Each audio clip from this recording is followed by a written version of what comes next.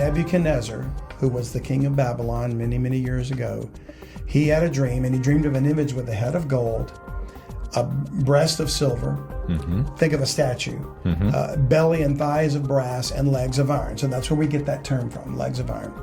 So we know by interpretation that these represent four kingdoms, that these four sections of the image represent Babylon, which was Nebuchadnezzar's kingdom, followed by Persia, then Greece, and then Rome.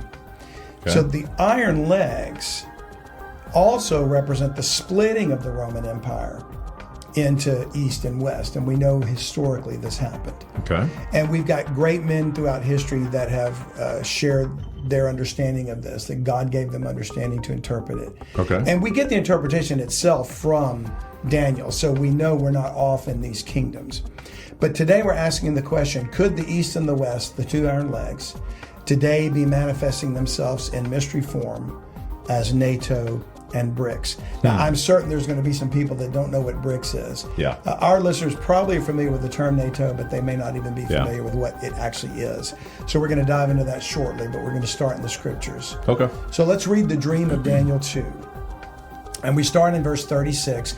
And this is actually Daniel, the prophet of God, giving Nebuchadnezzar, telling him what the dream was. Because Nebuchadnezzar said, I don't want you to just interpret the dream, because if I tell you what the dream is, you're going to make up something. So tell me what the dream was first. Well, who could possibly do that? How could I tell you what dream you had, you know? And by the way, didn't he threaten them with death? Yes. That's a pressure situation right there. Tell me what I dreamt last night, and then tell me what it means, or else I kill you. He threatened all his wise men, and they said, this is something that was impossible to do. But there, God gave Daniel the understanding. So he says, Thou, O king, sawest and behold a great image. This great image, whose brightness was excellent, stood before thee, and the form thereof was terrible.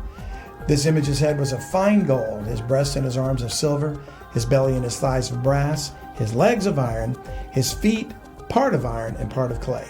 Thou sawest till that a stone was cut out without hands, which smote, which means to strike, smote the image upon his feet that were of iron and clay, and brake them to pieces. Then was the iron, the clay, the brass, the silver, and the gold broken to pieces together, and became like the chaff of the summer threshing floors. And the wind carried them away, that no place was found for them. And the stone that smote the image became a great mountain and filled the whole earth. Now that's the dream. So you can imagine reading that for the first time, knowing nothing, and going, what in the world does this mean? You know, all you see is the visual of a big statue standing there with these composite parts. A stone is cut out, it hits it in the feet, crushes it to pieces, wind blows it all away, and the stone becomes a mountain. And you'd think, that's the weirdest dream I've ever heard of, right?